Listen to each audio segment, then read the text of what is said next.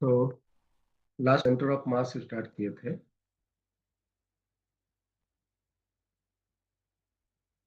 और centre of मास के particle system की फॉर्मूला हम लोगों ने डिराइव किया था, और कुछ उसके एप्लीकेशंस डिस्कस किए थे। कुछ और भी एप्लीकेशंस हैं जो आगे हमको मिलता रहेगा, जहाँ भी बताएंगे आपको। चलिए, सारे फॉर्मूला हो चुके थे और एक दो प्रॉब्लम भी प्रैक्टिस किया था। एक प्रॉब्लम आप लोग फटाफट लीजिए और सॉल्व करके आंसर बताइए।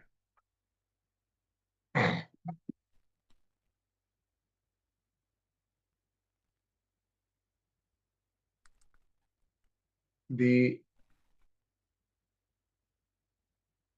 position vectors of particles of masses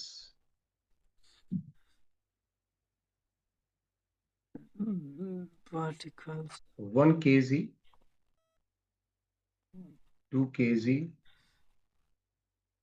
and 3 kg are I cap plus 4j cap plus k cap. I j k cap and 2I minus j minus 2k cap.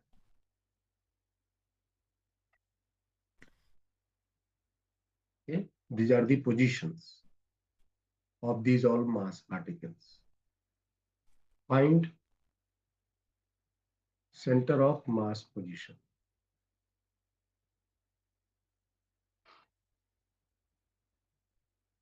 तो इसके centre of mass position क्या होगा ये बताना।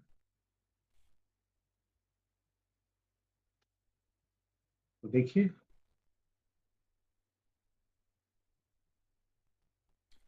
CM क्या होगा इसका position vector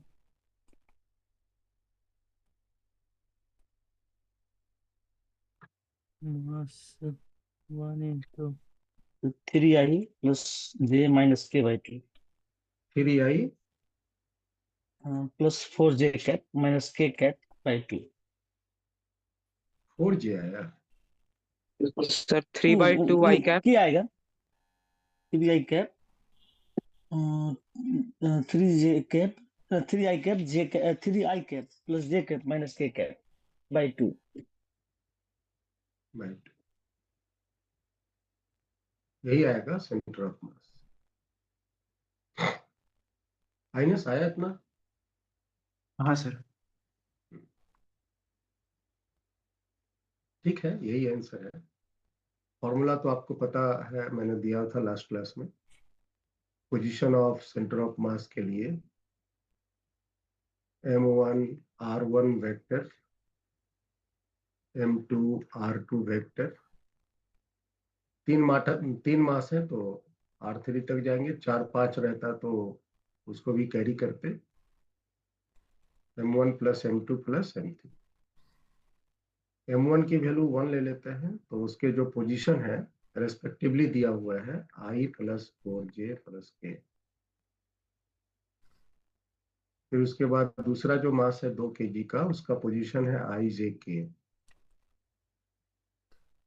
और तीसरा जो मास है 3 kg का, उसका पोजीशन दिया हुआ है 2I j minus 2।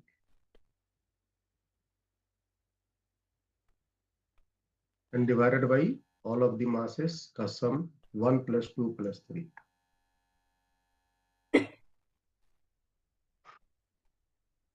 Recording in progress. ठीक है, तो ये आपके पार्टिकल के पोजीशंस और उसके मासेस आ।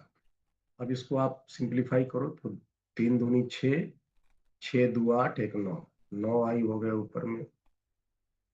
फिर 4I 4j 2j 6j और माइनस 3। तो 6 में 3 गया तो 3 बचा, 3। फिर k plus 2k 3k -6k, तो -3k, ये प्लस में आएगा ना।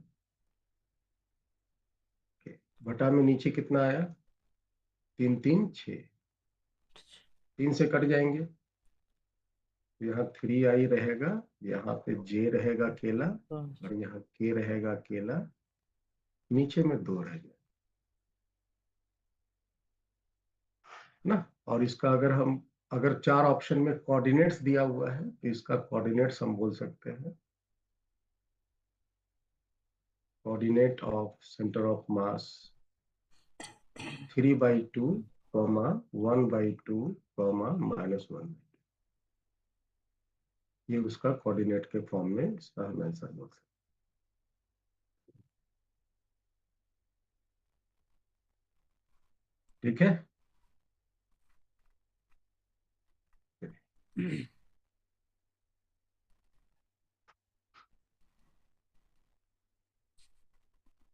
अब एक फॉर्मूला है जिसको हम डिराइव करके याद रखेंगे। Centre of mass of 2 particle system.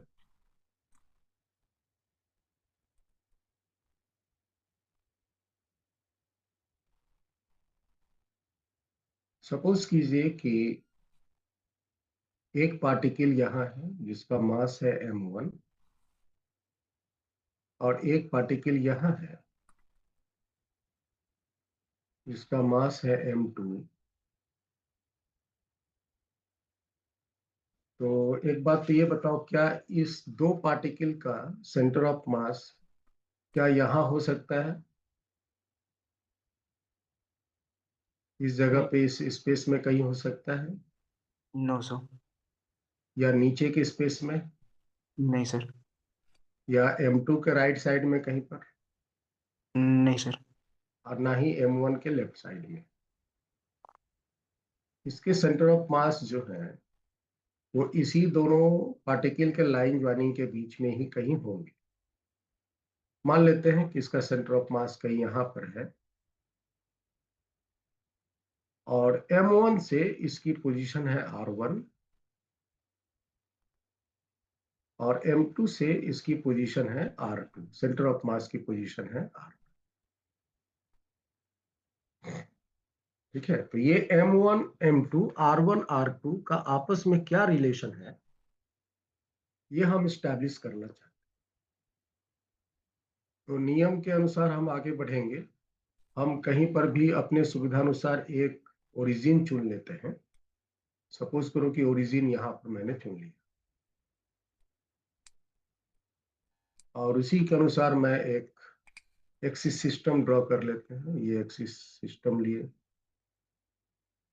इस एक्सिस सिस्टम, और जो पार्टिकल्स हैं उसका हम कोऑर्डिनेट्स लिख देते हैं। ये एक्स एक्सिस हुआ, ये वाई एक्सिस हुआ, और एक पार्टिकल का तो कोऑर्डिनेट ऑलरेडी है 0 0। दूसरा जो पार्टिकल है m2, इसकी कोऑर्डिनेट क्या हो जाएंगे वेदांत, r1 L comma plus 0, R1 + R2, 0। r1 plus r2, 0। और सेंटर ऑफ मास का क्या कोऑर्डिनेट हो जाए, r1, 0। तो फॉर्मूला यहाँ पे चूंकि सारे पार्टिकल्स एक्स एक्सिस पे है, तो एक सेंटर ऑफ मास का फॉर्मूला लगाएंगे m1 x1 plus m2 x2 divided by m1 plus m। तो एक सेंटर ऑफ मास की आपको कोऑर्डिनेट मालूम है इस प्रॉब्लम में, that is r1। m1 x1 की वैल्यू 0 है, m1 की जो x कोऑर्डिनेट वैल्यू है 0 है। m2 की जो x कोऑर्डिनेट वैल्यू है वो है r1 plus r2 divided by m1 plus m। इसको जब आप क्रॉस मल्टीप्लाई करोगे तो m1 r1 plus m2 r1, तो राइट साइड में ये तो 0 हो गए, इसको आप ब्रेक करो, m2 r1 plus m2 r1। तो m2 r1 गेट कैंसिल, और जो इनके रिलेशन हमें मिले वो है m1 r1 that is equal to m2r। ये पार्टिकल के मास और उनके सेंटर ऑफ मास के लोकेशन का relation m1r1 plus m2।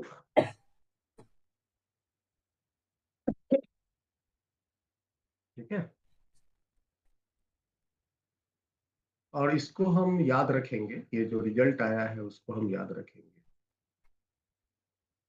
Suppose कीजिए कि मेरे पास एक पार्टिकल है जिसका मास है m1, फिर दूसरा पार्टिकल है जिसका मास है m2, और इन दोनों के बीच की डिस्टेंस सपोज कीजिए l है, और इनका जो सेंटर ऑफ मास कहीं है, सपोज यहाँ कहीं है, जो m1 से r1 दूरी पे है और m2 से r2 दूरी पे है। तो एक तो m1r1 m2r2 रिलेशन आया, m1r1 will be equal to m2r2, और दूसरा ये तो पता है कि r1 plus r2 that will be equal to l, और इसको हम अगर इसमें प्लेस कर दें तो r1 की वैल्यू देखिए तो क्या मिलेगा, इसको सिंप्लीफाई करेंगे तो r1 की वैल्यू हमें मिलेगा m2l divided by m1 plus m2, और r2 की वैल्यू हमें मिलेगा m1l divided by m1 plus m। ठीक है,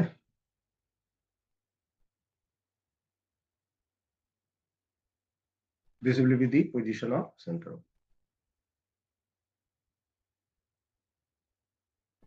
अगर दूरी दोनों के बीच का दिया हुआ है तो हम पोजीशंस को इस तरह से कैलकुलेट कर सकते हैं। तीसरी बात कि क्या होगा अगर m1 और m2 एग्जैक्टली बराबर है।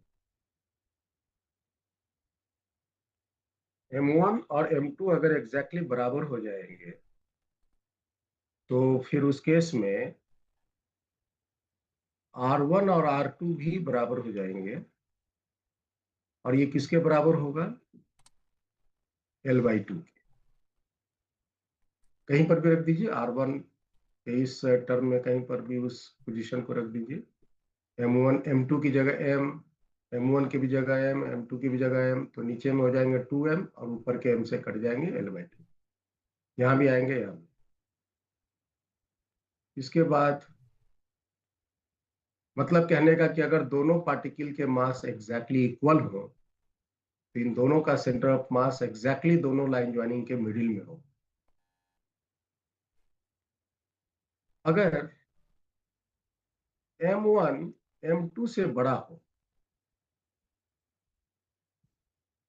अगर m1 m2 से बड़ा होगा, m1 बड़ा हो जाए m2 छोटा हो जाए, तो फिर क्या होगा, r1 r2 का रिलेशन क्या होगा, तो r1 छोटा हो जाएगा r2 बड़ा। प्रोडक्ट है ना, इनवर्सली प्रोपोर्शनल।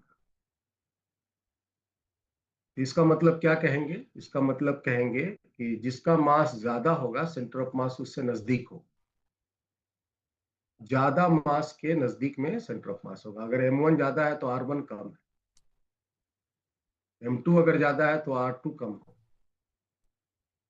तो द सेंटर ऑफ मास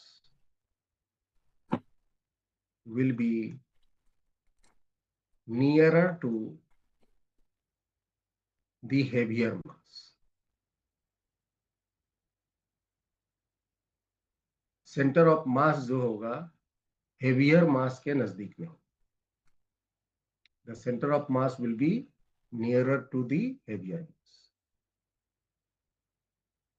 ये कुछ पॉइंट्स हैं जो हमने यहां पर दिया है।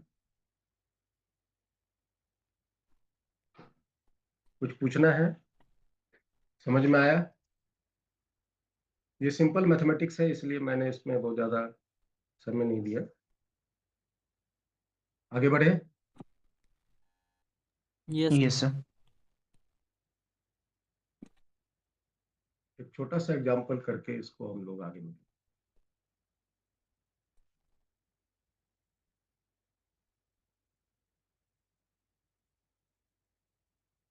The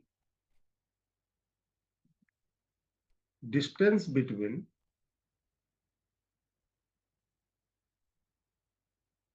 carbon and oxygen atom of carbon monoxide is 1.1 angstrom. Carbon monoxide के जो कार्बन है और ऑक्सीजन का जो एटम है, उन दोनों के बीच की जो डिस्टेंस है that is 1.1 angstrom. If mass of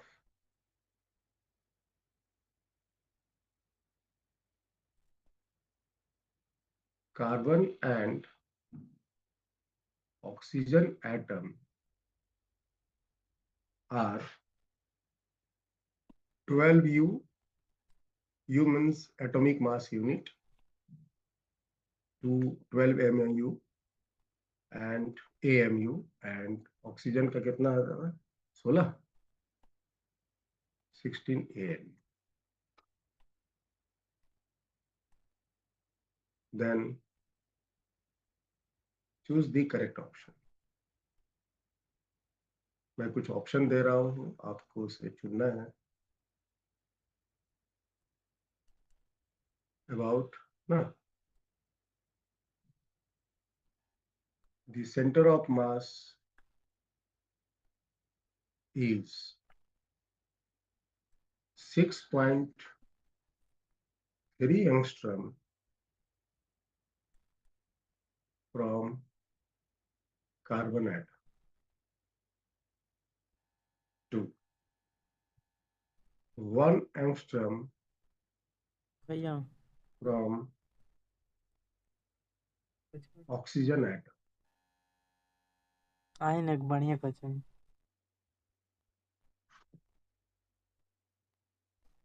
0.63 angstrom 1 बराबर into हाइड्रोजन अब वीडियो from carbon atom.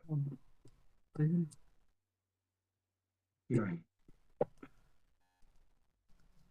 बोलिए तो सब बोले तो तैयार हो.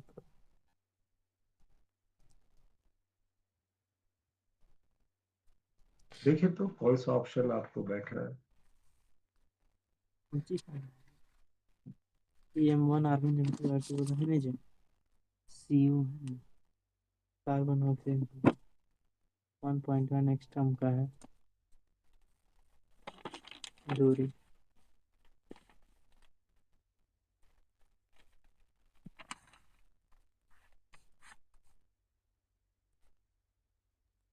Sir none. ना है. Yes sir. Yes, Ines. Sir, option C, 0.63 Armstrong from carbon atom.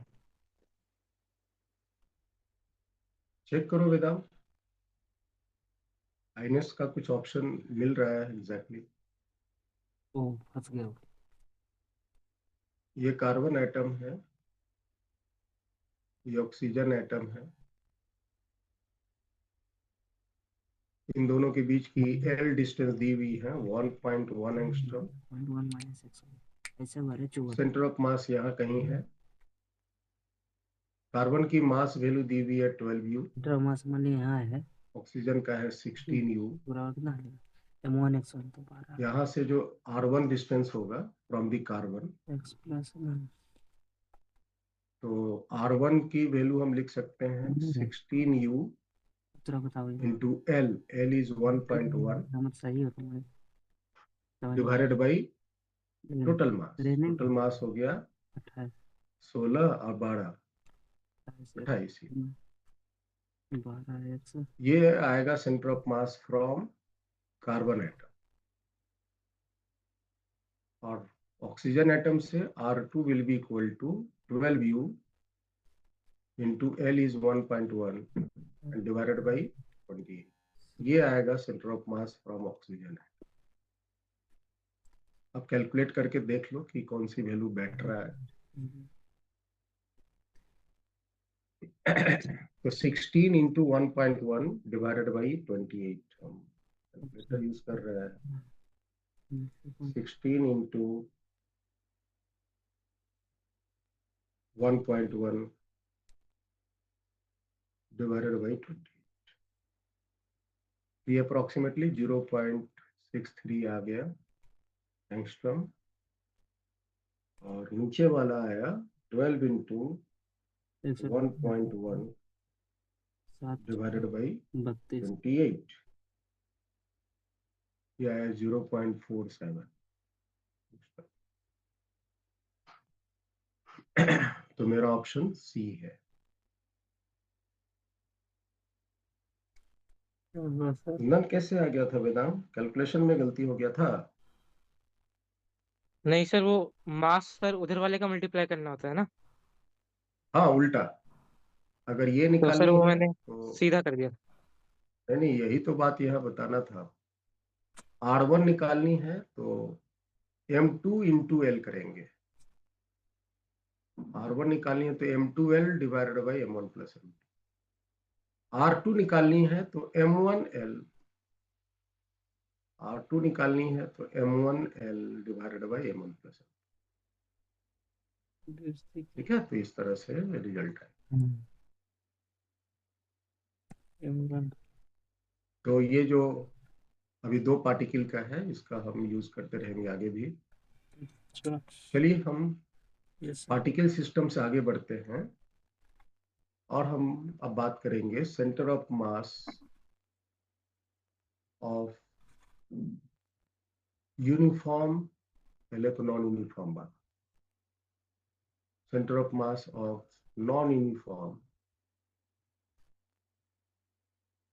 Rigid bodies, uniform या नॉन यूनिफॉर्म दोनों के लिए लागू है रिजिड बॉडीज।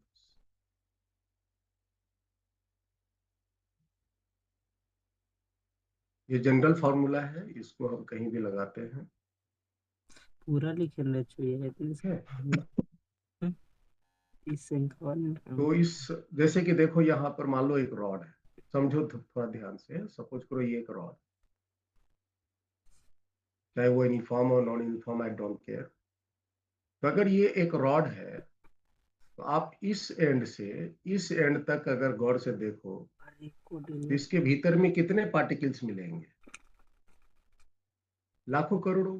एक पार्टिकल यहाँ, एक यहाँ, एक यहाँ, एक यहाँ, एक यहाँ, एक यहाँ, एक यहाँ, और इस तरह से लाखों करोड़ों पार्टिकल मिलेंगे और सबके अपने अपने मास होंगे, सबकी अपनी अपनी कोऑर्डिनेट्स होंगी, सबकी अपनी अपनी कोऑर्डिनेट्स होंगी। और अगर हम एग्जैक्टली यही फॉर्मूला यूज करें सेंटर ऑफ मास निकालने के लिए, ये वाली, तो लाखों करोड़ों पार्टिकल के लिए हमको कैरी ऑन करना पड़ेगा और फिर उसके बाद सिंप्लीफाई करके आंसर निकालना पड़ेगा। तो ऐसे काम को ऐड करने के लिए मेरे पास एक मैथमेटिक्स है, खूबसूरत मैथमेटिक्स है, दैट इज कॉल्ड इंटीग्रेशन। तो रिजिड बॉडी अगर कंटिन्यूअस रिजिड बॉडी है और उसका हमको सेंटर ऑफ मास निकालने की कभी जरूरत हो तो हम यूज करते हैं, use the concept of differentiation. Differentiation कहने का मतलब यहाँ हम डिफरेंशियल एलिमेंट लेते हैं एंड इंटीग्रेशन।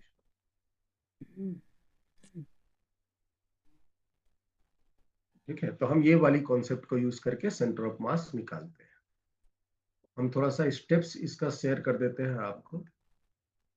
वैसे तो हमें रिजिड बॉडी का फॉर्मूला ही याद रखना है, लेकिन हम स्टेप्स शेयर कर दें कि कैसे हम इस चीज को, डिफरेंशिएशन एंड इंटीग्रेशन को प्रोसीड करेंगे। तो सबसे पहला हम क्या करते हैं, कंसीडर एन ओरिजिन, है ना, अपने सुविधानुसार एक ओरिजिन, है ना, ऑफ रेफरेंस फ्रेम।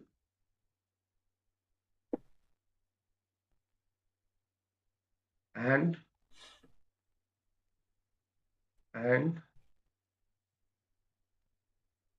एक minute, choose an origin of reference frame and consider an elementary mass, suitable elementary mass, अलग अलग के लिए अलग अलग होगा, suitable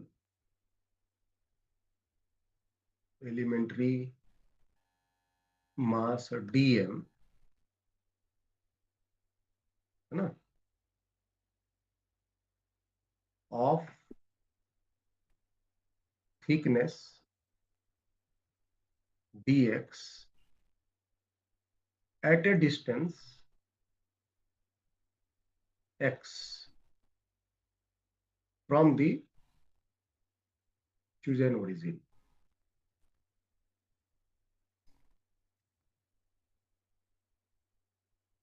Okay.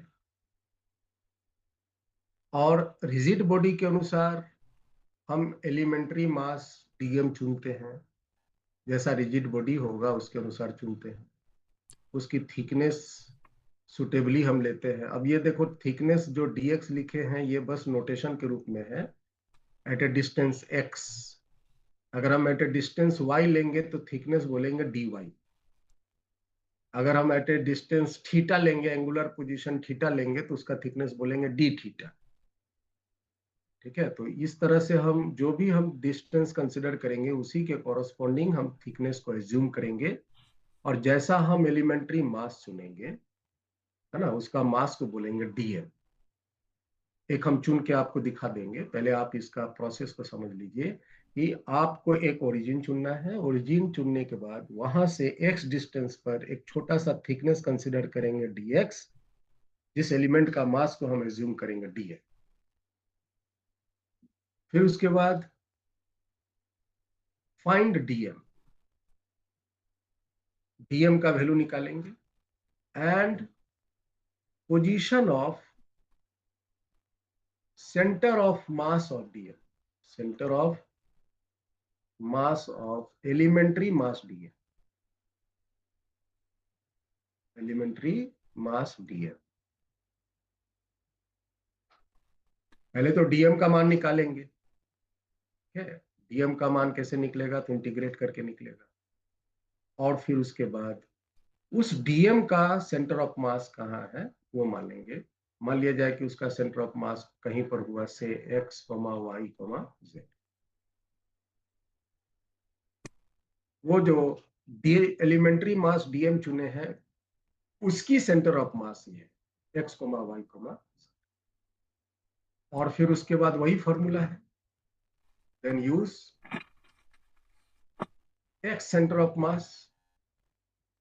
फॉर्मूला क्या लगाएंगे, m1 x1 plus m2 x2 plus m3 x3 जो डैश डैश था, यहां पर वही चीज इंटीग्रेशन का फॉर्म हो जाएगा, x dm का integration divided by total mass. Total mass का मतलब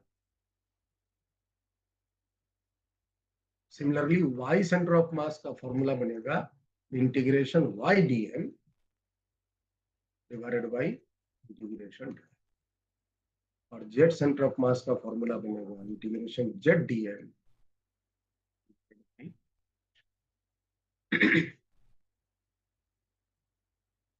और इस तरह से सेंटर ऑफ मास का कोऑर्डिनेट्स आपको मिलेगा। ये है सेंटर ऑफ मास की कोऑर्डिनेट्स इंटीग्रेशन करने के बाद। और फिर उसके बाद, है ना, take suitable limit of integration and find x center of mass, y center of mass, z center। याद रखिए, अगर रिजिड बॉडी लीनियर है, सिर्फ लाइन ही स्ट्रक्चर में है, तो सिर्फ आपको x या y या z अकेला एक ले लेने से काम हो जाएगा। अगर बॉडी 2 डायमेंशनल है, लेंथ भी है ना, विड्थ भी है, तो आपको x और y 2 लेना पड़ेगा। और अगर 3 डायमेंशनल है तो x भी लेना पड़ेगा, y भी लेना पड़ेगा, z भी लेना। ओके, तो इस बात को करने के लिए हम एक एग्जांपल लेते हैं।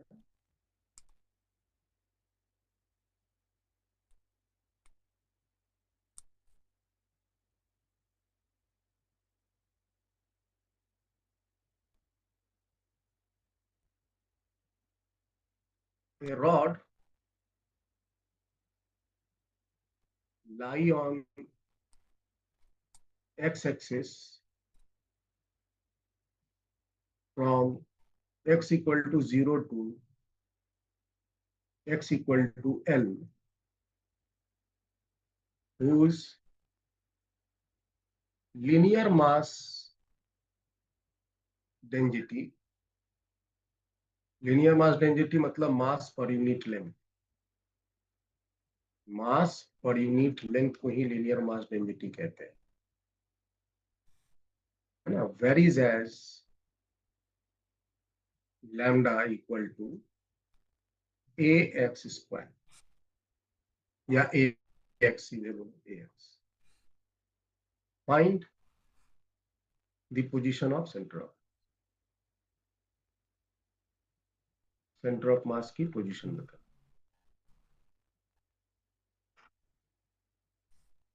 ओके, तो कैसे करेंगे ध्यान से पहले देखो। आपको तो पता है कि रॉड की सेंटर ऑफ मास कहाँ होती है, मैदान?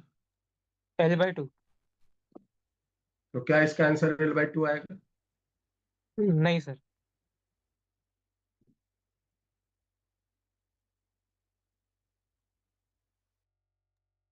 सर आ जाएगा sir, linear mass density sir depend नहीं कर रहा है ना एक्स पर।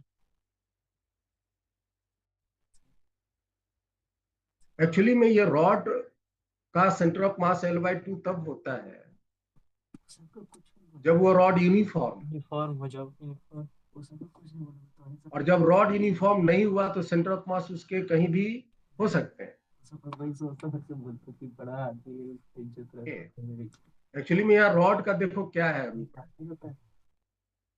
लैम्डा क्या हो रहा है, लैम्डा एक्स के साथ बढ़ रहा है कि घट रहा है? मोदी और दोनों में टक्कर हो गई। यहाँ पर ए कांस्टेंट है, यहाँ पे जो ए है वो कांस्टेंट है, मोदी जीत जाते हैं। यहाँ जो ए है दैट इज कांस्टेंट, हाँ कैसे पॉजिटिव कांस्टेंट, तो मोदी क्योंकि डेंसिटी है। क्या करे, वो है तो लैम्डा बढ़ रहा है, लैम्डा बढ़ रहा है इसका मतलब घनत्व बढ़ रहा है, ठीक है। तो अगर आप इस रॉड को एक आप शेप देना चाहते, इसलिए सर नाम को जैसे कि आपकी ये वाली रॉड हुई, और उसको लास्ट में तो सही बता ही है ना, तो इसका जो रॉड का यहाँ जो डेंसिटी होगा, यहाँ पर जो डेंसिटी होगा X equal to 0,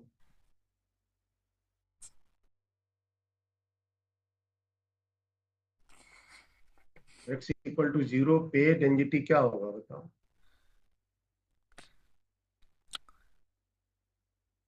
A is positive constant. Find position of centre. हाँ जी, यहाँ पे इसका डेंसिटी लगभग 0 होगा, क्योंकि x का मान 0 करेंगे तो लैम्डा का वैल्यू 0 हुआ, और जैसे जैसे हम लैम्डा बढ़ाते जाएंगे, सॉरी x बढ़ाते जाएंगे, लैम्डा का वैल्यू बढ़ता जाएगा, मतलब घनत्व बढ़ता जाएगा, that is the density along length, linear mass density, mass per unit length, density बढ़ता जाएगा अलोंग द लेंथ। यहाँ पर उसकी घनत्व बहुत कम होगी और यहाँ पर उसकी घनत्व बढ़ती जाएंगी, और सबसे ज्यादा घनत्व यहाँ पर, सबसे ज्यादा घनत्व यहाँ पर, उसके बाद उसकी घनत्व कम होता जाए, ठीक है। और यहाँ पे घनत्व उसका सबसे कम, इस छोर पे सबसे। तो इस एंड में अगर 1 सेंटीमीटर लेंथ काटेंगे तो यहाँ की मास, और यहाँ पर 1 सेंटीमीटर लेंथ काटेंगे तो यहाँ की मास में अलग अलग मान है, यहाँ पर का 1 सेंटीमीटर की लेंथ का मास कम होगा क्योंकि यहाँ पर घनत्व कम है, और यहाँ पर 1 सेंटीमीटर लेंथ का मास बहुत ज्यादा होगा इसके कारण। और 1-1 सेंटीमीटर पे लेंथ के मास बढ़ते चले जाएंगे along the length as we move from x equal to 0 to x equal to l।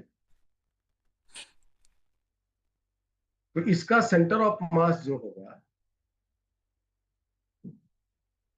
क्या एग्जैक्टली मिडिल में होगा? ये L/2 है, क्या यहाँ होगा? नहीं अरे सर, रेस्पॉन्ड करो यार, नहीं हो।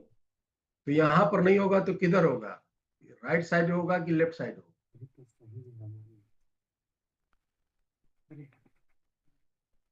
सर राइट में होगा। राइट में होगा। क्यों राइट में होगा? मास ज्यादा है उधर सर। क्योंकि मास सर मास ज्यादा है सर। मास मास जिधर ज्यादा होता है सेंटर ऑफ मास उधर से नजदीक होता है। Centre of mass will be somewhere here, यहाँ पर कहीं होगा राइट साइड में। अब एग्जैक्टली कहाँ होगा अगर ये निकालना है तो फिर हमें कैलकुलेट करना पड़ेगा। अगर हमसे पूछा जाए सेंटर ऑफ मास रॉड के सेंटर से राइट होगा कि लेफ्ट होगा तो इसका जवाब बिना कोई कैलकुलेशन करके हम दे सकते हैं।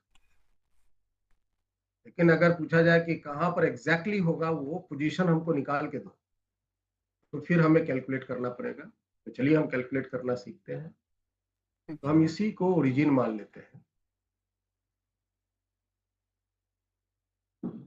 और ये आपका एक्सिस सिस्टम तैयार। ये एक्स एक्सिस है, वाई एक्सिस है, और यहां से x दूरी पे, एक x डिस्टेंस पे हम एक छोटा सा एलिमेंट्री मास कंसीडर करते हैं जिसका थिकनेस है dx और इसका मास है dm। dm का वैल्यू बताइए। dm का वैल्यू हो जाएगा लैम्डा इंटू dx। आपको दिया हुआ है ना, मास per unit length is lambda. इकाई लंबाई का मास है लैम्डा, तो dx लेंथ का मास हो जाएगा लैम्डा इंटू डी। और इसका सेंटर ऑफ मास का पोजीशन क्या है? तो इसका सेंटर ऑफ मास चूंकि ये पार्टिकल के रूप में काम करेगा तो x कोऑर्डिनेट 0 ये है। ये जो एलिमेंट्री मास आपने एज्यूम करा है उसका सेंटर ऑफ मास की बात हो रही है, वो यहां पर इसके बीच में आएगा जो यहां से उसका कोऑर्डिनेट बनेगा x, 0। तो मैंने ये सारे जो प्रोसेस लिखे थे पहले है ना, ओरिजिन चुनना, एलिमेंट लेना, डीएम का मान दिखाना और डीएम का वैल्यू निकाल के, है ना, उसका सेंटर ऑफ मास की पोजीशन लिखना, ये पहला और दूसरा स्टेप्स हो। अब इसके बाद हम इंटीग्रेट करेंगे। एक्स सेंटर ऑफ मास का फॉर्मूला के लिए हम यूज करेंगे integration x DM divided by integration D. X की वैल्यू मतलब एक्स सेंटर ऑफ मास जो इसका है वो तो एक्स ही है यहाँ पे। डीएम का value lambda D X divided by नीचे में डीएम की वैल्यू लैम्डा डीएक्स। ओके, और इसको अब हम प्रोसेस करेंगे। एक बात बताओ आप लोग, वेदांत तुम बताओ, क्या हम ये लैम्डा और ये लैम्डा को कैंसिल कर दें?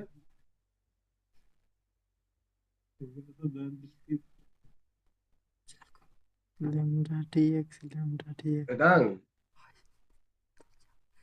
नहीं सर, नहीं कर सकते।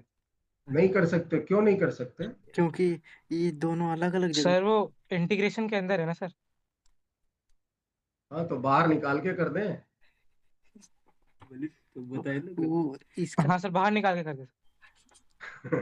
तो ये बाहर नहीं निकलेगा, चेंज हो रहा है।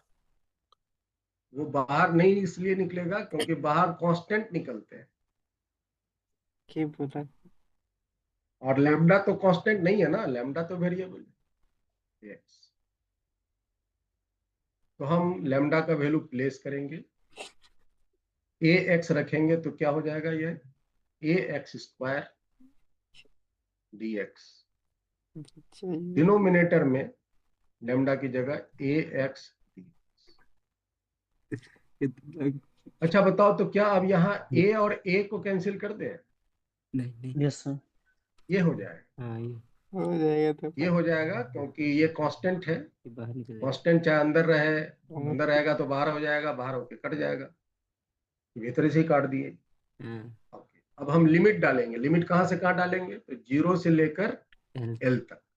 L जीरो 0 से लेकर L तक हम इसको लिमिट देंगे, बाहर तो सर बाहर लेंथ L तक।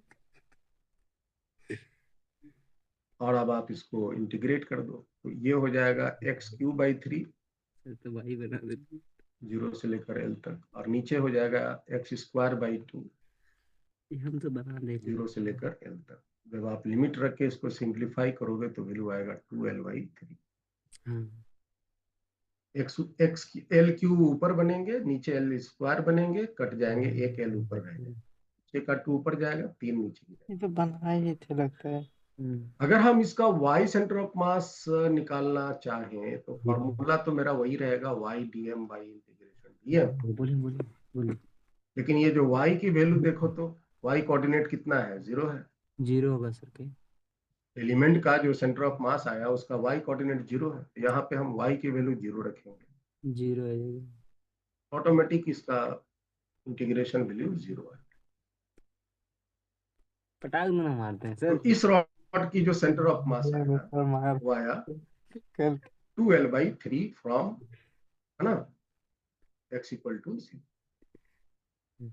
Centre of mass, NS Modi बहुत बड़ा पोजीशन पर है। सेंटर ऑफ मास तो जो पोजीशन क्वेश्चन में डील करते हैं छोटा छोटा में is 2L/3 अरे from सर x पूरी equal to, बढ़ के पूछो ठीक है पूछो और उधर से कितना दूरी पर हो जाएगा? राइट साइड से चलिए पूछो L/3 and L/3 from x = m। इधर आए बैठे तो ये दोनों आंसर सही है। x = 0 से इसकी दूरी आई 2L/3 और x = L से इसकी दूरी आई L। ठीक है।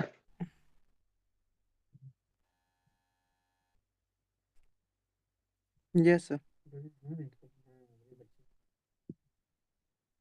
चलो, एक एग्जाम, एक क्वेश्चन मैं आपको देता हूँ, जेई मेंस में पूछा, कर पाते हो कि नहीं देखते हैं। अच्छा अरे हम नहीं पढ़ाते के लिए हमारा गलती हो गई जिसे नहीं बना सकते ये सब हाँ छोड़ दो कोऑर्डिनेट वाले के लिए थे A rod एकरा के देख के सर जरूर बोल दें rod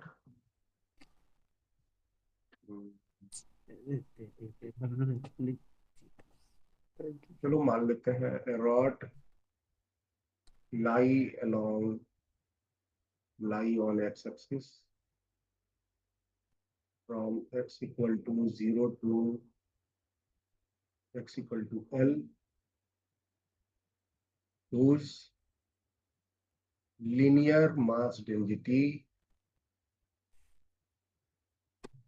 varies as lambda = lambda naught 1 minus x² / L²।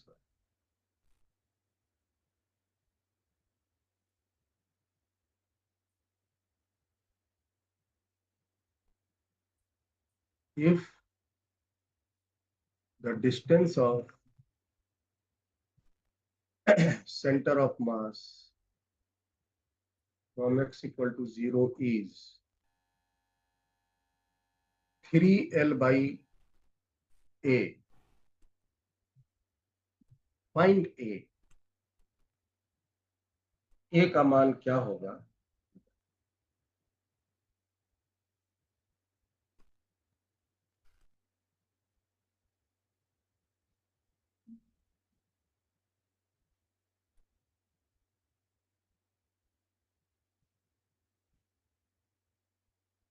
A का मान क्या होगा?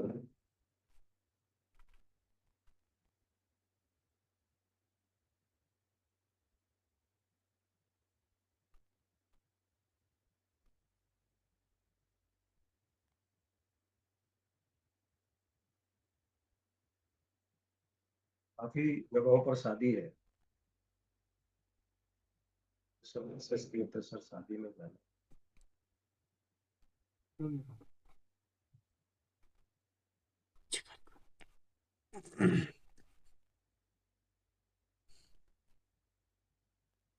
सेंटर ऑफ मास का डिस्टेंस यहाँ पर x बराबर 0, यहाँ पर 3L/A है। ये का वैल्यू क्या होगा?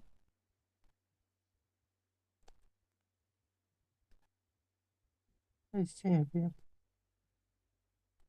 ये सब बनाइए इससे सब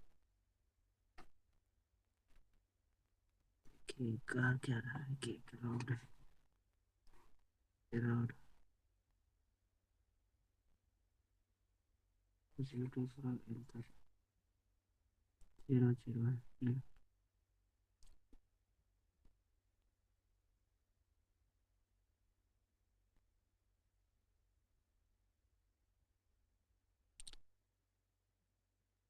सर 8। 8 आया। Yes sir.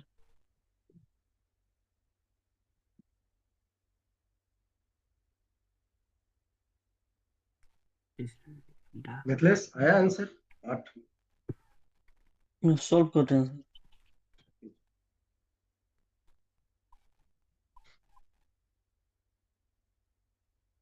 एक सेंटर ऑफ मास 8 आंसर में है। Lambda naught 1 minus X square by L square into dx, नहीं लैम्डा dx हो गया ना मास, और into x dx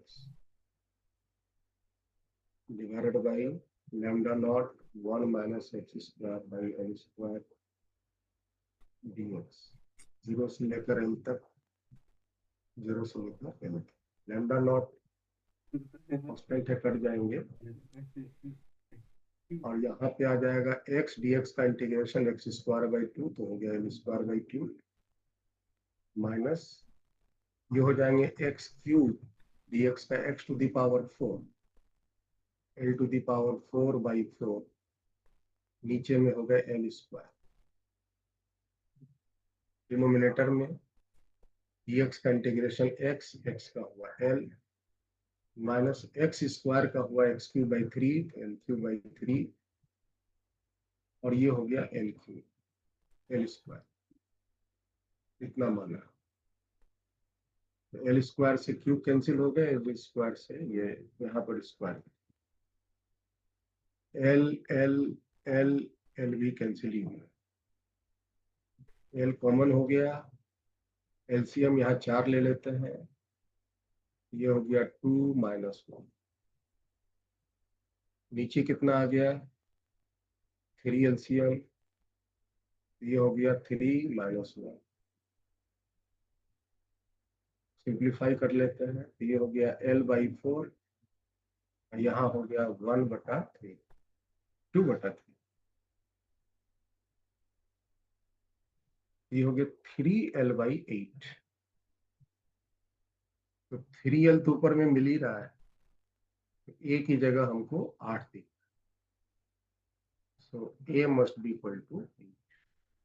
आइनेस clear, correct है? Yes, sir. चलिए आगे बढ़ते हैं।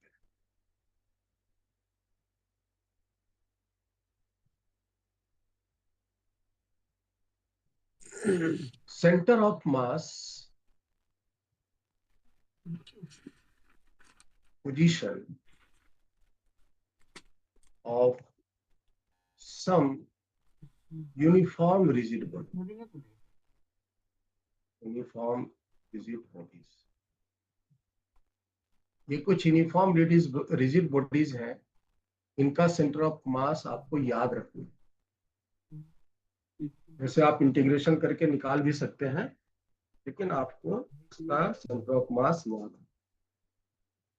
है प्रॉब्लम को सॉल्व करने के लिए।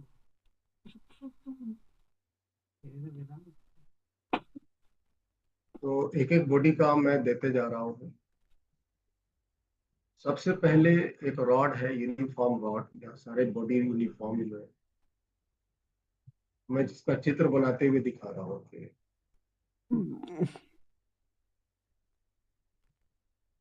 इसका सेंटर ऑफ मास रॉड का एग्जैक्टली मिडिल, सेंटर ऑफ मास। दूसरा, जितने भी रेगुलर फिगर है, जितने भी रेगुलर क्लोज्ड फिगर है, जैसे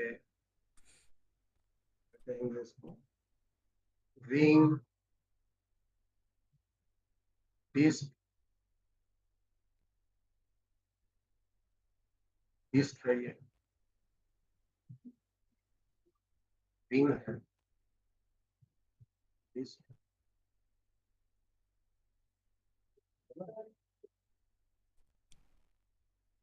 ये स्फीयर है,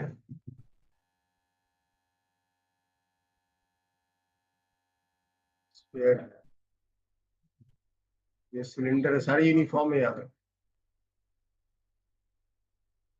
सिलेंडर है, यूनिफॉर्म सिलेंडर है।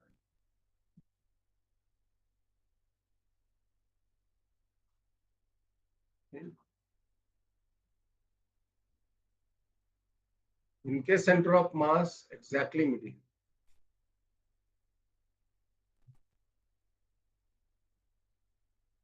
This is centre of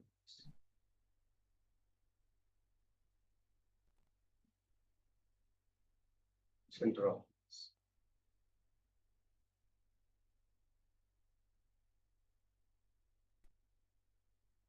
square भी ले लें, स्क्वायर प्लेट,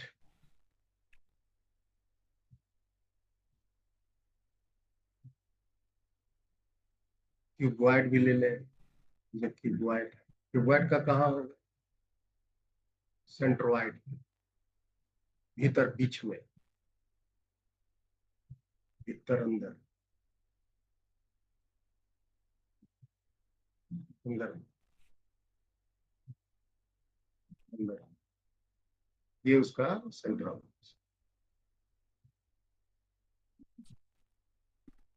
ये आपका स्क्वायर प्लेट है। थिन प्लेट को लेमिना कहते हैं। बहुत बहुत थिन प्लेट अगर होता है तो उसको लेमिना भी कहते हैं। लेमिना मतलब प्लेट की जो मोटाई है वो नेग्लिजिबल। यहाँ पर 2 डायमेंशन 3 डायमेंशन बटी हुई है। नेक्स्ट, अगर कोई स्केलन ट्रायंगल है, कोई अगर एक ट्रायंगल है ना, तो इसका जो सेंटर ऑफ मास होगा वो इसके सेंट्रोइड पे होगा। सेंट्रोइड कैसे ड्रॉ करते हैं, तो जहां उनके मीडियंस मिलते हैं, ये इसका मिडिल पोर्शन है, ये यहाँ इस साइड का मिडिल पोर्शन, जहां मीडियन, इस लाइन को मीडियन कहते हैं, जहां मीडियन मिलते हैं उसको सेंट्रोइड कहते हैं। तो there will be the centre of, ये सब मीडियंस है। अपोजिट साइड के मिडिल पॉइंट को मिलाने वाली रेखा को मीडियंस, ये सब मीडियंस, मीडियंस। और इसका सेंटर ऑफ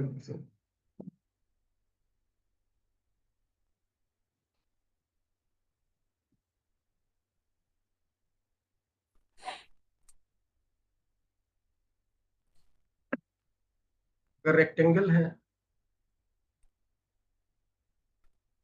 इसका सेंटर ऑफ मास जहां इनके डायगोनल्स मिलते हैं वहां उसका सेंटर ऑफ मास, डायगोनल्स जहां मिलते हैं उसके सेंटर ऑफ मास वहां। ट्रायंगल को थोड़ा सा हम और समझते हैं। अगर ये ट्रायंगल राइट एंगल्ड है, अगर ये ट्रायंगल राइट एंगल्ड है,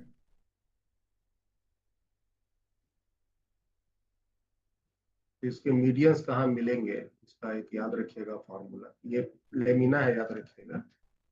और ये अगर हम एक्स एक्सिस लेते हैं और ये y एक्सिस, और ये जो बेस है उसका साइड लेंथ है b, और ये जो हाइट है वो अगर है h, इसको बंद कर देना, कैंसिल कर रहे हैं। इसका सेंटर ऑफ मास का जो कोऑर्डिनेट है वो इस एंड से b/3, हटा दें। यहाँ से ऊंचाई जो है इसका h/3। इसका सेंटर ऑफ मास का कोऑर्डिनेट क्या आ जाएगा, b/3, h/3। इस एंड से याद रखिएगा, इधर से अगर नापेंगे तो कितना आ जाएगा, ऐसे कर में हम लिखो ना, 2b/3, इधर कम से कम है निकाल ना। सकते हैं ना, इधर देख के। मतलब कहने का कि अगर आपको ये ट्रायंगल का आपको कोऑर्डिनेट पता है, लेकिन आपको ऐसा ट्रायंगल मिल जाए, ऐसा वाला ट्रायंगल मिल जाए, ये b है, ये h है, और यहाँ आपको कोऑर्डिनेट मिल जाए, this is x, this is y, तो इसका सेंटर ऑफ मास का कोऑर्डिनेट बदल जाए। कोऑर्डिनेट क्या हो जाएगा, तो अब इस एंड से इसकी जो दूरी होगी वो 2b/3, और हाइट वही होगा h/3। तो कोऑर्डिनेट इसका हो गया 2b/3, h/3। गलती मत करना, ठीक है।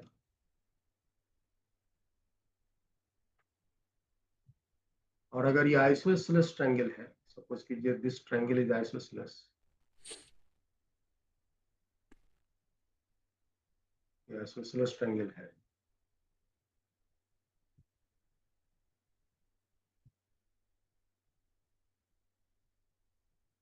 ये x एक्सिस, ये y एक्सिस, ये साइड और ये साइड इसका बराबर है, और इसकी हाइट h है, इसका सेंटर ऑफ मास यहां से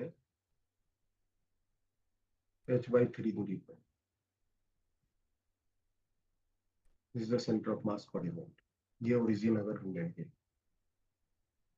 इसका कोऑर्डिनेट क्या हो जाएगा, x का 0, y का h/3।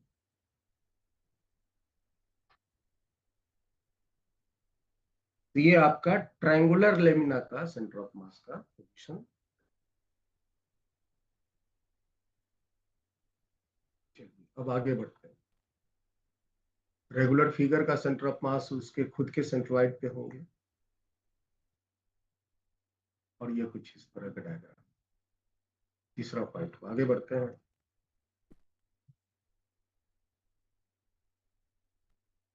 फोर्थ,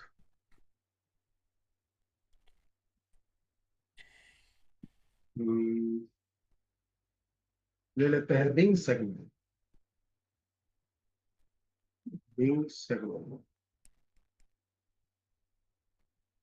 रिंग मतलब सर्कुलर रिंग, रिंग मतलब सर्कुलर रिंग का एक सेगमेंट, सेगमेंट समझते हैं ना, ये एक आपका रिंग है, रिंग का ये सेगमेंट है।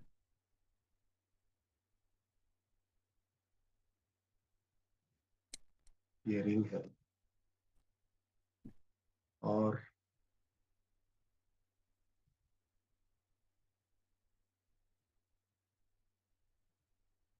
इसका एक्स एक्सिस ये है, वाई एक्सिस ये है।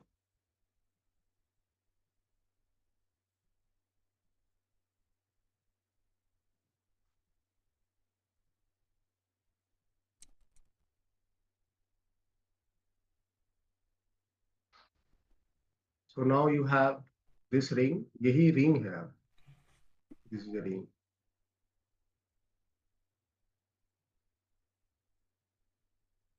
और ये एंगल है थीटा, इधर भी है थीटा, सिमेट्रिकल रिंग लिए है, ये रेडियस आर है। तो इसकी जो सेंटर ऑफ मास लोकेशन आती है यहां से,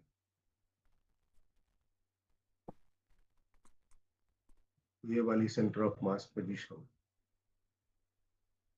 यहां से इसकी जो कोऑर्डिनेट है x का 0, y का r sin theta by theta, r sin theta by theta.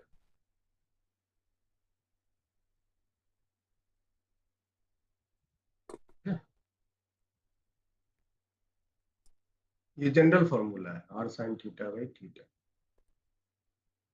अब अगर ये सेमी सर्कुलर रिंग हो जाए तो मजा है। क्या हो जाएगा ये? अगर ये सेमी सर्कुलर हो जाता है ये रिंग, यहाँ याद रखिएगा थीटा रेडियन में लिखेंगे, theta in radian.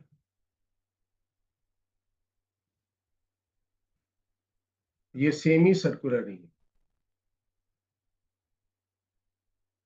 Semi circular ring. Semi circular ring का सेंटर ऑफ मास का लोकेशन अब आप दे सकते हैं, ये एक्स एक्सिस लिया तो वाई एक्सिस।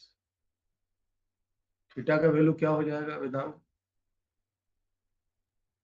90। 90 नहीं, पाई बाई 2। थीटा रेडियन में बोलेंगे ना, पाई बाई 2 बोलेंगे। तो पाई बाई 2 रखिए और बताइए वैल्यू।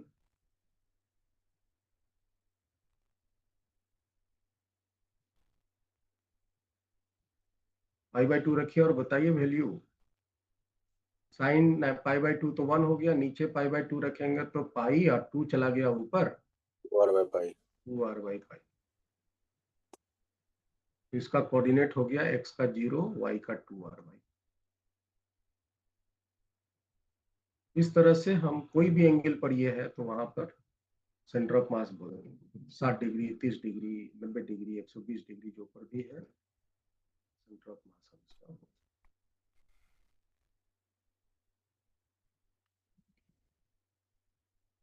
नेक्स्ट है 5 ए, तो क्या बोलते हैं? Disc segment. डिस्क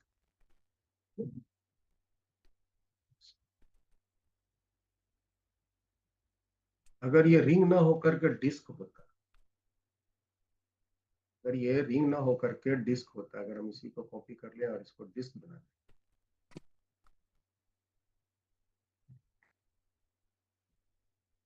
ये डिस्क हो जाता, ये डिस्क हो जाता।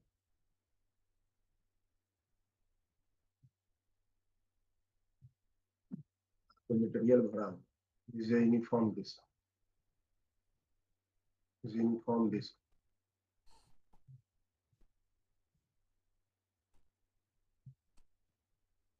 तो इसका सेंटर ऑफ मास का जो फॉर्मूला है, सेंटर ऑफ मास यही लाई करेगा, रेडियस r है, थीटा एंगुलर पोजीशन पर है।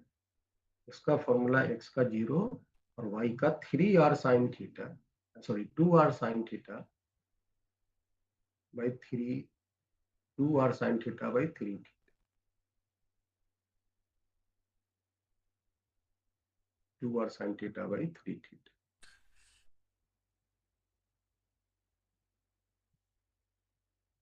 अगर ये सेमी सर्कुलर डिस्क होता तो, सेमी सर्कुलर को अगर हम कॉपी कर लेते हैं रिंग को और इसी में हम डिस्क बना दें, it is not ring, it is a disc.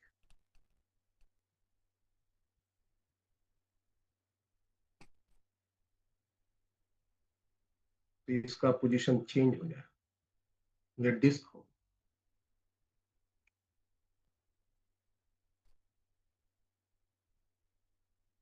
Disc हो।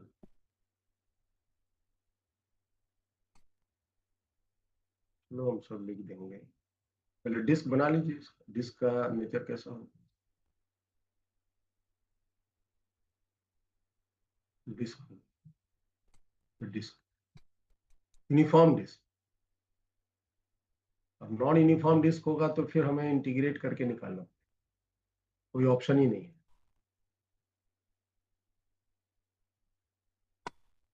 बताओ भाई, y सेंटर ऑफ मास की दूरी 4r/3π। तो थीटा की जगह π/2 रख दो, तो साइन 90 डिग्री 1 हो जाएगा, π/2 करेंगे तो 3π नीचे रह जाएगा और 2 ऊपर चला जाएगा, तो 4r/3π।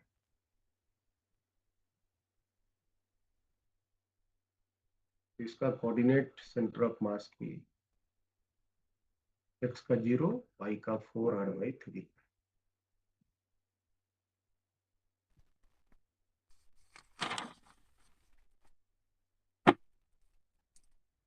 ये जो पहला वाला है ना, वो जनरल फॉर्म, रिंग और डिस्क का। आगे बढ़ते हैं। छठा स्फीयर हो गया, hollow sphere, hollow hemisphere, hollow hemisphere.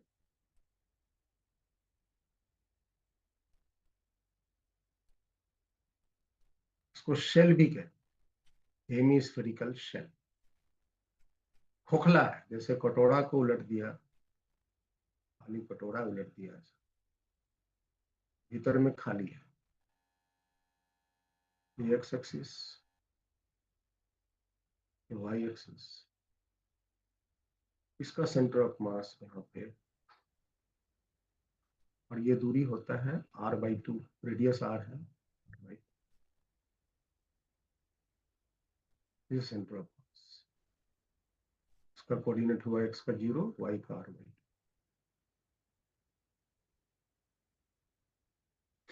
अगर यही सॉलिड हो जाए तो फिर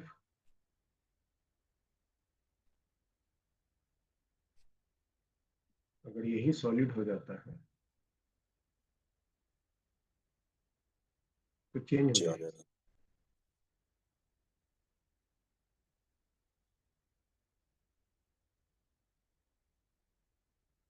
सेल नहीं कहलाए, that is simply solid hemisphere. ये सॉलिड है, इसके भीतर में मटेरियल भरा हो।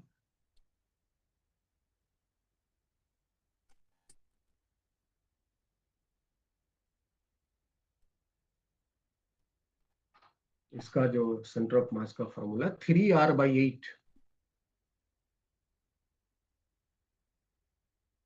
3r/8,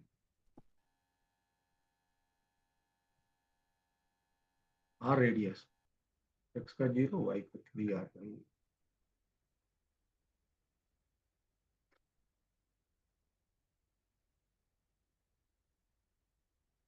स्फीयर हो गया, और कौन बच गया? क्यूब, क्यूबॉइड का तो भीतर एग्जैक्टली मिडिल में ही होगा। कोन, राइट सर्कुलर कोन ना, हॉलो कोन। कोन कैसा है? हॉलो,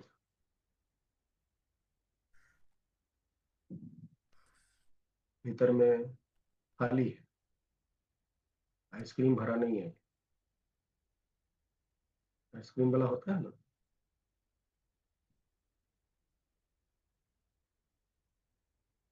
मोहित, यस सर। आइसक्रीम खाते हो? Yes sir. कौन वाला आइसक्रीम, कटोरा वाला कि कौन वाला? दोनों सर। ये खाली, ये खाली अभी आइसक्रीम नहीं है, खाली है अंदर में, हॉलो है। इसका सेंटर ऑफ मास, अगर इसकी हाइट h है, हाइट h है, इसका सेंटर ऑफ मास h/4 दूरी पर होता है,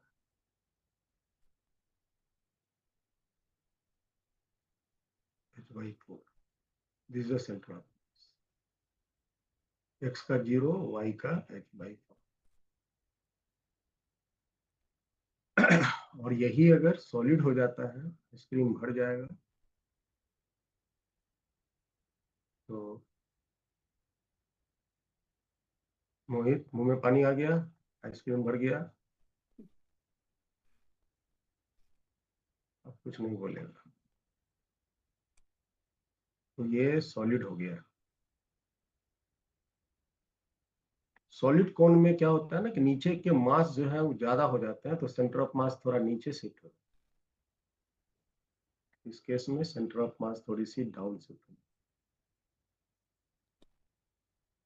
उल्टा लिख दिए क्या? उल्टा लिख दिए। h/4 कम हुआ ना, ये h/3 है। h/4 यहाँ हो, यहाँ है ना विदांग? h/4 कम है कि h/3 कम है? h/4 कम है। h/4 कम है तो यहाँ h/3।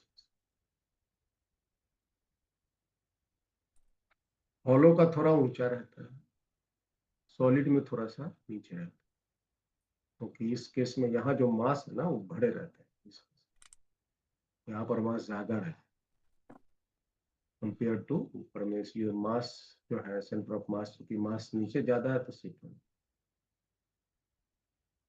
यहाँ का जो कोऑर्डिनेट आएगा सेंटर ऑफ मास का, x का 0, y का h/4।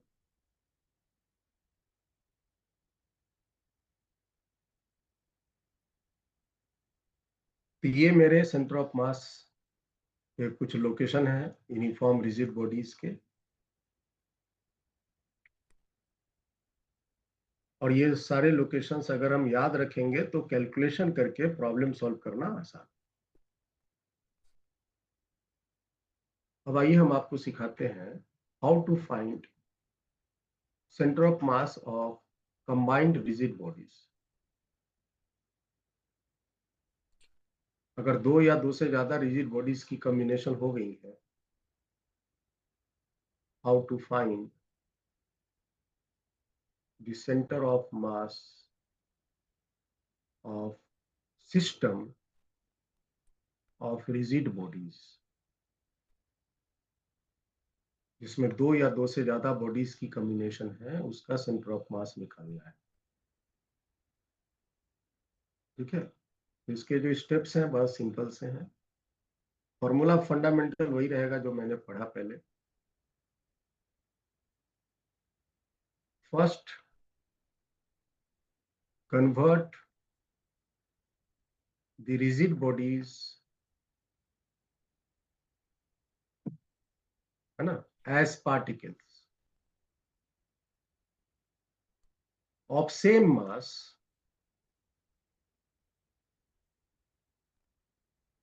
and at its center of mass। क्या करना है? रिजिड बॉडीज को पार्टिकल में कन्वर्ट कर दिए है। पार्टिकल की जो मास होगी वही होगी जो सेंटर ऑफ जो बॉडी की मास है, और पार्टिकल को बना करके हम कहाँ रखेंगे तो उस बॉडी के centre of mass of individual body.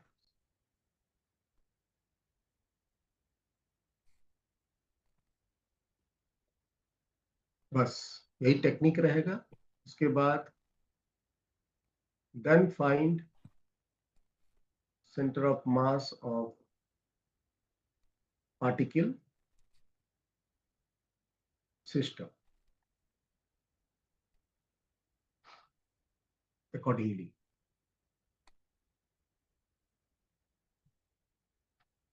जैसे हम सेंटर ऑफ मास का पार्टिकल सिस्टम का सेंटर ऑफ मास निकालना सीखे हैं, बिल्कुल उसी तरह से पार्टिकल सिस्टम का सेंटर ऑफ मास निकालें। पहले रिजिड बॉडी को पार्टिकल बना लेंगे और फिर उसका centre of mass. That is the concept. जैसे एग्जांपल लेते हैं, सपोज करो कि एक रॉड है, उस रॉड को मैंने एल शेप में मोड़ दिया है। एक रॉड को एल शेप में मोड़ दिया है,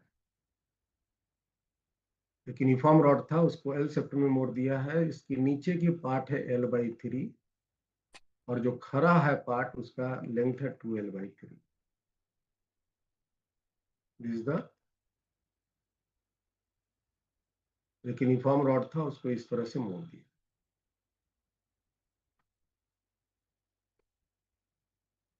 और हमको इसका सेंटर ऑफ मास पोजीशन बताना है, कंसिडरिंग दिस एज ओरिजिन। इसको ओरिजिन मान के centre of mass, X axis, Y axis.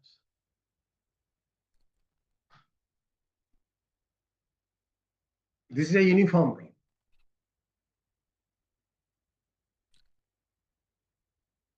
Find the center of mass position.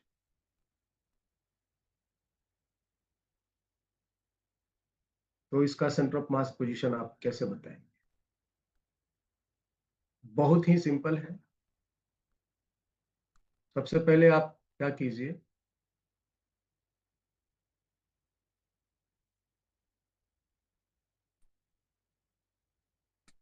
ये जो नीचे वाला रॉड है, ये जो नीचे वाला रॉड है, उसका मास कितना होगा वेदांत? m/3। पूरी रॉड की मास अगर हम m ले लेते हैं, यूनिफॉर्म रॉड है, तो उसका जो 1/3 ऑफ लेंथ होगा, मास m 1/3 भी होगा। और इसका सेंटर ऑफ मास कहाँ होगा? तो यहाँ इसके मिडिल में होगा। यहां से कितनी दूरी पर होगा? l/6 दूरी पर होगा। तो एक पार्टिकल हुआ यहाँ पे जिसका मास हुआ m/3 और उसका कोऑर्डिनेट हो गया x का l/6, y का 0। इसका होगा ना, यहाँ से l/6, l/3 पूरा था तो यहाँ से उसका आधा l/6। एक इस रॉड का यहाँ पर पार्टिकल बन गया। अब ये जो खरा रॉड है, ये जो खरा रॉड है, इसका मास कितना होगा? तो इसका मास होगा 2m/3। और इसका सेंटर ऑफ मास कहाँ होगा? तो इसका सेंटर ऑफ मास इसके मिडिल में होगा। और यहां से कितनी दूरी पर होगा? तो यहां से इसकी दूरी होगा l/3 दूरी। यहां से l/3 दूरी, 2l/3 टोटल था। और यहां से यहां तक का दूरी था l/6। इस केस में यहां एक पार्टिकल बना जिसका मास हुआ 2m/3। और इसका कोऑर्डिनेट क्या हो जाएगा? इसका कोऑर्डिनेट हो जाएगा x का 0 और y का l/3।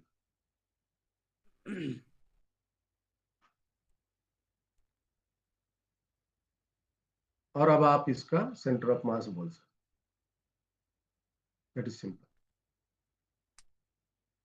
बताइए क्या होगा? तो x coordinate of centre of mass m1, x1, m2, x2 बटा में m1 प्लस m2। और इसका वैल्यू बताइए। ये तो 0 हो गए, नीचे तो m ही आएंगे, जोड़ेंगे तो m से m कट जाएगा और ये हो जाएगा l/18, l/18। y coordinate centre of mass का m1, y1, m2, y2। y2 हो गया l/3। नीचे में m1 प्लस m2। ये तो 0 हो गए और ये दोनों को जोड़ेंगे, नीचे वाला तो m आएंगे, तो m से m कट जाएंगे। ये हो जाएगा 2l/9, 2l/9।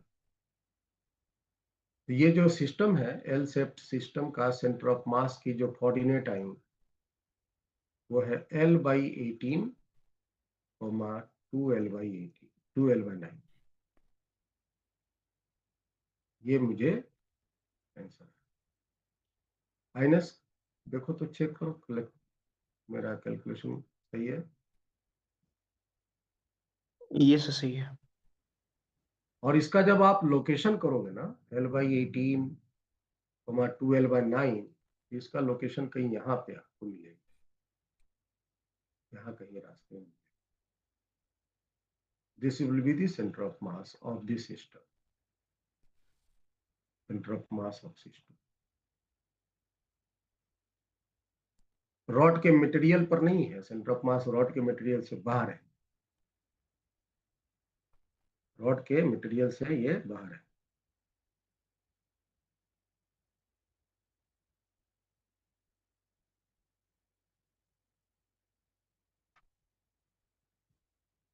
अब इसको कई इसको देखो, एक इस रूप में पूछा जा सकता है कि सपोज करो कि आपके पास एक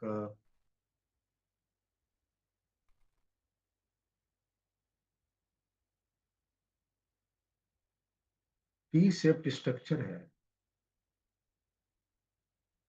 एक सरफेस पे रखा हुआ, ऊपर वाला जो लेंथ है, मास इसका ऊपर वाले का लेंथ एल है और इसका मास एम है, और ये जो नीचे वाला रॉड है, चलो उसका भी लेंथ एल ही ले लेते हैं,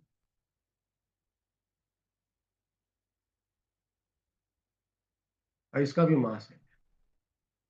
दोनों रॉड आइडेंटिकल हैं और हम एक फोर्स को यहां लगा रहे हैं। सपोज करो एक force is acting at a distance y from the base O।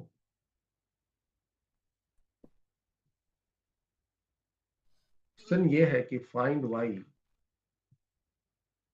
so that the T-shaped, है ना, T-shaped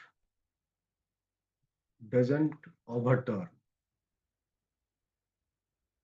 ये सरफेस आपका, ये जो सरफेस है नीचे वाला सरफेस, ये परफेक्टली स्मूथ है, फ्रिक्शन होगा तो ओवरटर्न करेगा। This is perfectly smooth.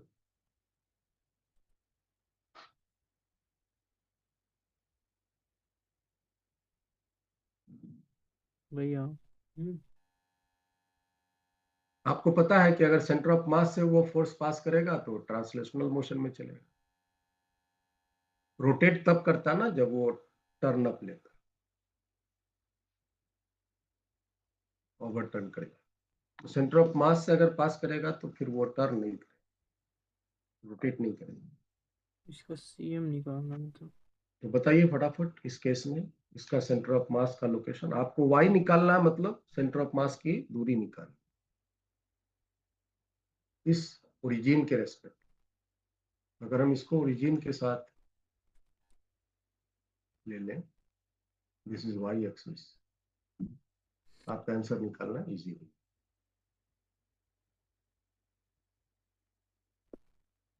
Okay, ये y एक्सिस। तो हम क्या करें, पार्टिकल बना दें फटाफट। अलग अलग अलग से बनाने की जरूरत नहीं, आप डायरेक्ट यहीं से भी बना सकते। आप डायरेक्ट यहीं से बना करके डायरेक्ट वहीं से इक्वेशन लिख के अपना काम फटाफट कर। वो तो तरीका था जिसलिए मैंने एक प्रैक्टिस किया।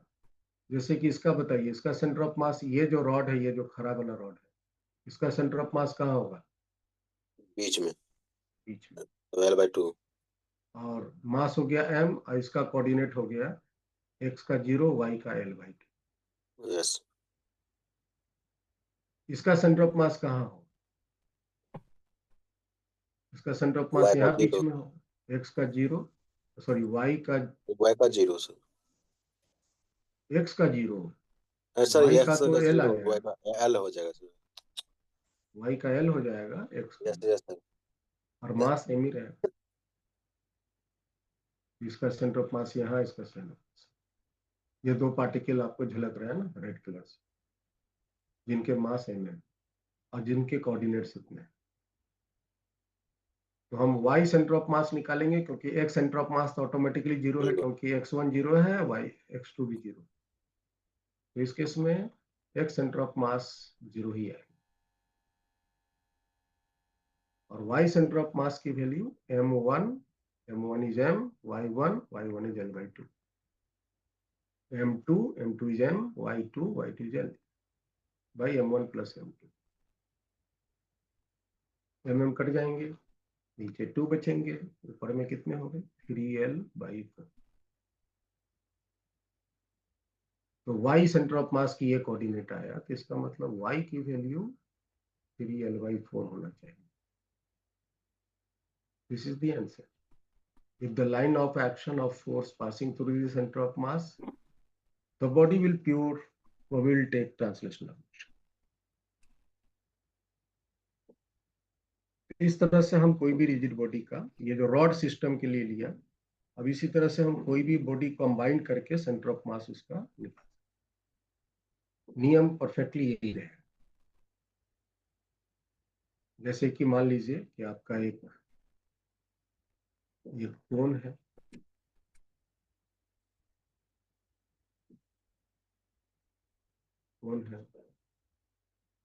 कोन जो है एक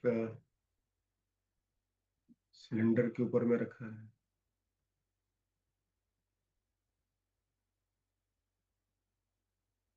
और उसके नीचे में एक इस तरह से एक हेमिस्फीयर है। एक ये बच्चे का खेलने वाला खिलौना बन गया।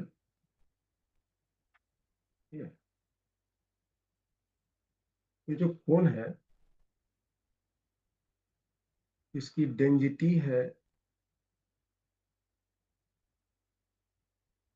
रो, इसकी डेंसिटी है 2 रो, इसकी डेंसिटी है 3 टाइम्स ऑफ रो। डेंसिटी अलग अलग है, मतलब मटेरियल अलग अलग, नीचे वाला लोहा है, बीच वाला एल्युमिनियम है, ऊपर वाला लकड़ी है। डेंसिटी इस तरह से चेंज हो रहा है। दिमाग। लेकिन जैसा कि फिगर दिख रहा है, इस केस में सभी का रेडियस R ही है, इसका भी रेडियस R है, इसका भी रेडियस R। इसकी हाइट है 3R, इसकी हाइट है 3R, हाइट है 3R, इसकी भी हाइट है 3R। इसकी हाइट तो ऑटोमेटिकली R ही होगा, नहीं?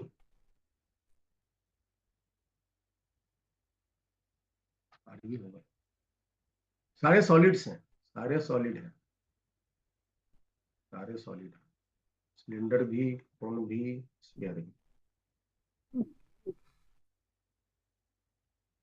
आपको इसका सेंटर ऑफ मास का लोकेशन देना है। Find position of centre of mass from centre of hemisphere. Hemisphere के सेंटर से सेंटर ऑफ मास का पोजीशन बताना। हेमिस्फीयर के पोजीशन से सेंटर ऑफ मास का पोजीशन बताना। तो हेमिस्फीयर का सेंटर कहाँ है? हेमिस्फीयर का सेंटर यहाँ है, तो यहाँ से बताना। तो मुझे ओरिजिन यहाँ लेना है। समझ आया? जहां से हमको सेंटर ऑफ मास पूछता है, वहीं पर हम ओरिजिन लेकर के बात करें। चलो, ये हो गया। अब आगे बात करते हैं। तो बता, इसका मास क्या होगा?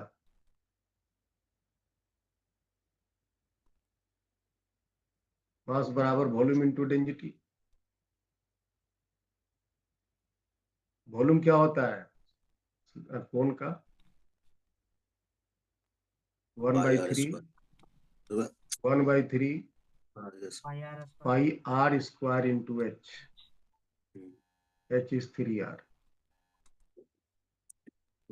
Into density. समझ आया? Yes sir. तो 3 and 3 कैंसिल, और ये हो गया पाई R³ इंटू रो। ये हुआ कोन का मास। और कोन का सेंटर ऑफ मास का कोऑर्डिनेट बोलिए, बोलो Vedant. Sir 3r plus 3r/4। Very good. 3r यहां से नापेंगे ना, यहां से नापेंगे, यस सर। यहां से नापेंगे। इसका कोऑर्डिनेट हो जाएगा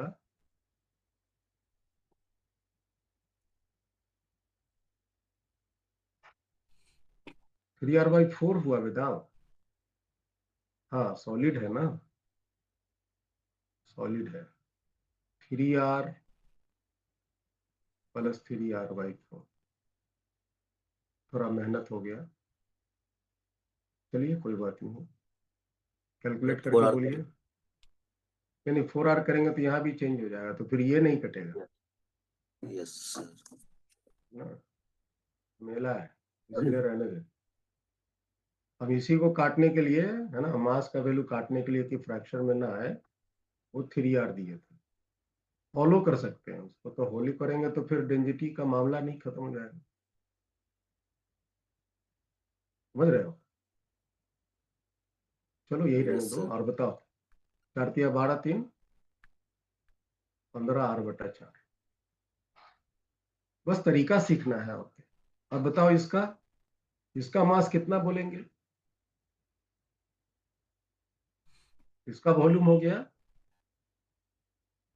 पाई r² into h, H 3r। 3R। और डेंसिटी हो गया 2 रो।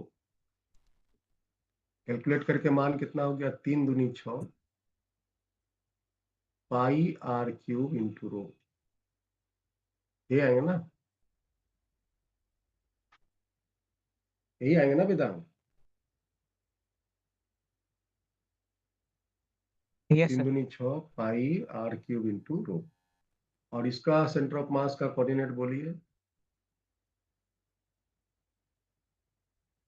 कोई ऑप्शन नहीं बोलना पड़ेगा। तो x का 0, y का 3r/2। 3r/2।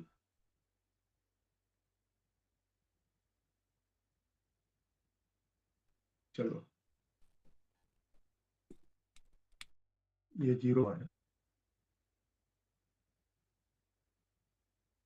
आगे बात कीजिए। अब इसकी बात करेंगे तो इसका मास कितना होगा?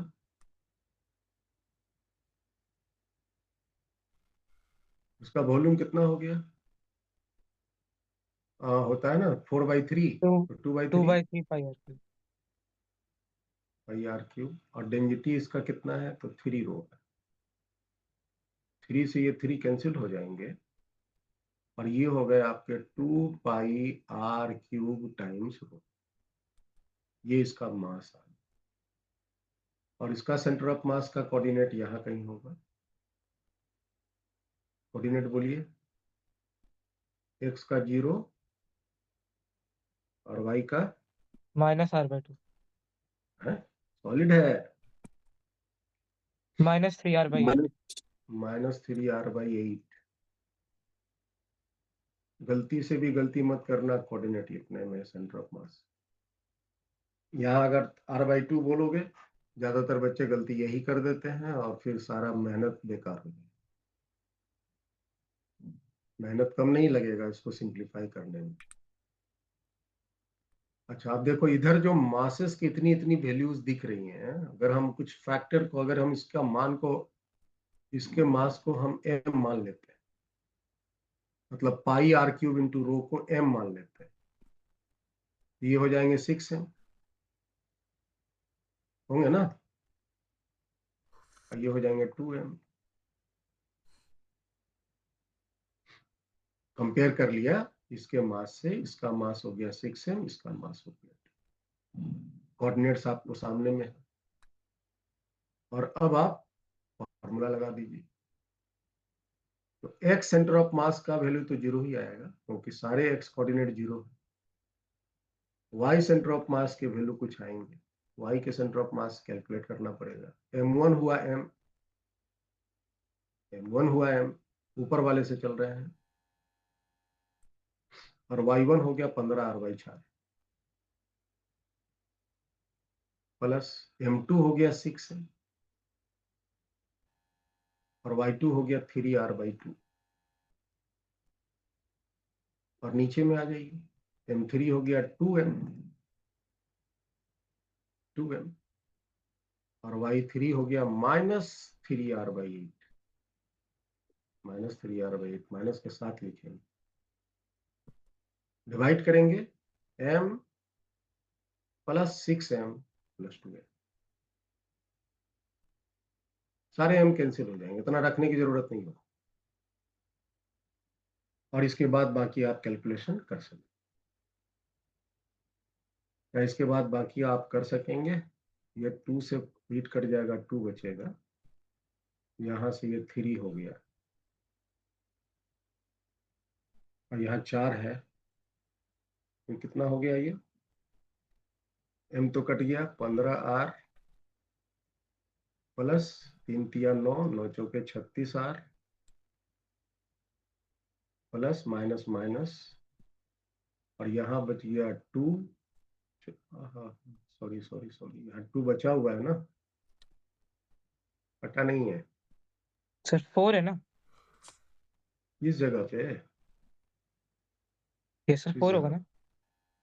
4 होगा, यस 4 ही होगा, तो ठीक है। 4 मैंने कॉमन लिया हुआ है, 4 मैंने कॉमन लिया हुआ है, तो 4 से ये 15 और यहाँ पर आ गया, और ये हो गया कितने, -3r डिवाइडेड बाय नीचे में 4 इंटू 6 2 8 1 9, यही है। अब बता ये कितने हो गए, 4/3 r। ऊपर में 36 में 3 गया, 33 बचा, 33 में 15 जोड़ेंगे तो 45 और 3 48, 48r डिवाइडेड बाई 4 इंटू 9, ये आपके कट जाएंगे 12 से, और 3 से ये कटेंगे, 3 या 9, 3 चौके 12, 4r/3 आया। So final answer is 4r/3। तो सेंटर इस सिस्टम की आई, x की 0, y की 4r। कैलकुलेशन चेक कर लेना, अगर सब जगह सही है तो यही आंसर है। कैलकुलेशन गलती हो सकता है, जैसे मैंने काटा, देखो 4 की जगह 2 लिख दिया,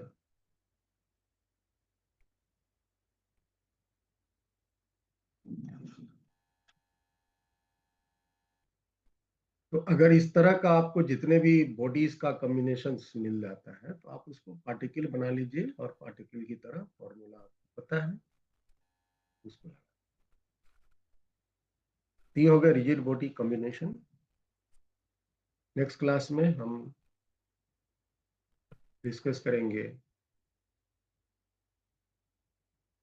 कुछ और भी लिखा था, कॉम्बिनेशन ऑफ रिजिड बॉडी हो गया, रिजिड बॉडी हो गया, एंड नेक्स्ट क्लास में हम लोग डिस्कस करेंगे rigid body with some mass remove, ये वाली पार्ट देखिए।